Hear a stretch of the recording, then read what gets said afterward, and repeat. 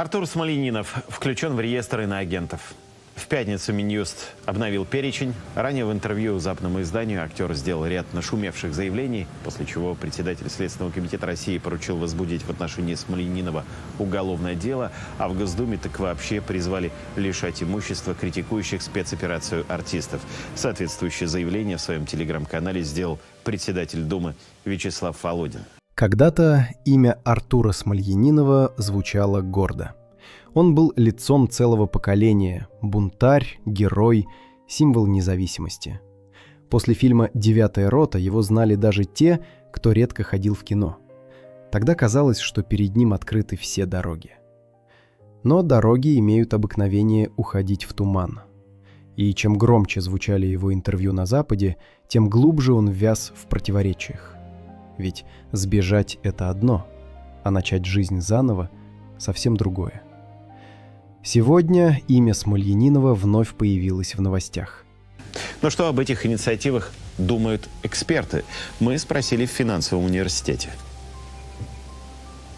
Основной это вопрос в чем? Что зарабатывают, создают свой доход они, условно говоря, в рамках России, российской юрисдикции, а, собственно говоря, демонстрируют мнение, которое во многом противоречит так или иначе понимаемым интересам страны, да? Но вопрос, он именно удивляет то, что он сугубо денежный. То есть основные претензии, как следствие, вот эта ситуация с конфискацией имущества, основывается именно в этом. В том, что если ты зарабатываешь, условно говоря, здесь, так и будь любезен, соответственно, это учитывать.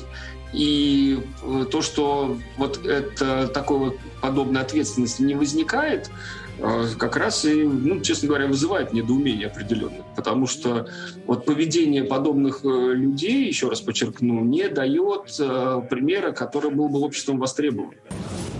Не как актера, а как должника. Судебные приставы открыли новое исполнительное производство.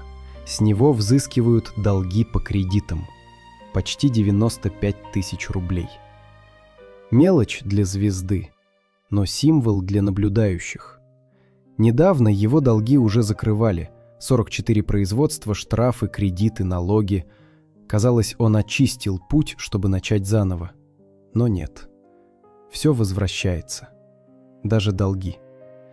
Особенно долги моральные. Российская актриса Яна Поплавская предположила, возможно, Смольянинов хотел вернуть себе шанс вернуться на родину.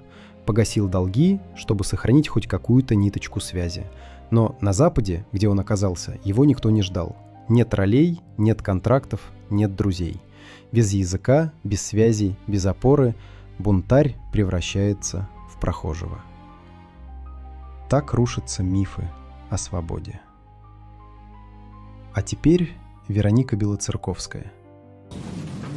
Если поправки в Российский уголовный кодекс все-таки внесут, то первой своего имущества может лишиться Вероника Белоцерковская. Издатель журнала «Собака.ру», основатель кулинарной школы, лауреат премии «Медиа-менеджер года» в России признана иноагентом. В пятницу Басманный суд Москвы продлил до 14 апреля арест ее имущества стоимостью 153 миллиона рублей.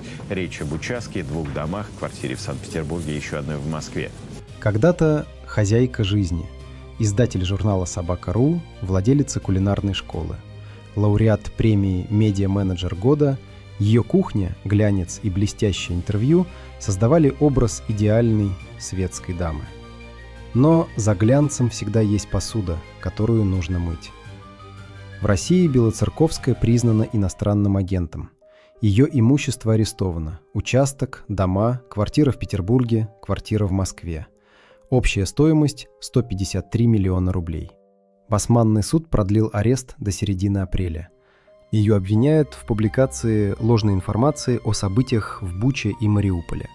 С марта по апрель, по данным следствия, она сделала 3 поста. Этого оказалось достаточно, чтобы завести уголовное дело и объявить международный розыск. Юристы объясняют, теперь вопрос не только политический, но и финансовый. Если человек зарабатывает в России, он должен нести ответственность здесь. Но многие из тех, кто громко уехал, продолжают получать доходы с российских счетов, не платят налоги и считают, что можно быть свободным от последствий. Закон может измениться, и тогда имущество тех, кто публично оскорблял страну, может быть конфисковано. В первую очередь у тех, кто ведет активную антироссийскую кампанию за границей. Такой поправкой могут коснуться и Смольянинова, и Белоцерковской, и других иноагентов. Эксперты подчеркивают, не каждый уехавший виноват, но те, кто зарабатывает на критике своей родины, должны понимать цену своих слов. Цена — это иногда вся жизнь. Они мечтали о свободе, получили одиночество. Они бежали от страны, но страна вернулась к ним в виде повесток, исков, долгов и арестов. Бумеранг судьбы не промахивается. Он просто летит дольше, чем кажется. Если вам понравился этот материал, пожалуйста, оцените и подпишитесь на мой канал. Это поможет мне создавать больше интересного контента для вас.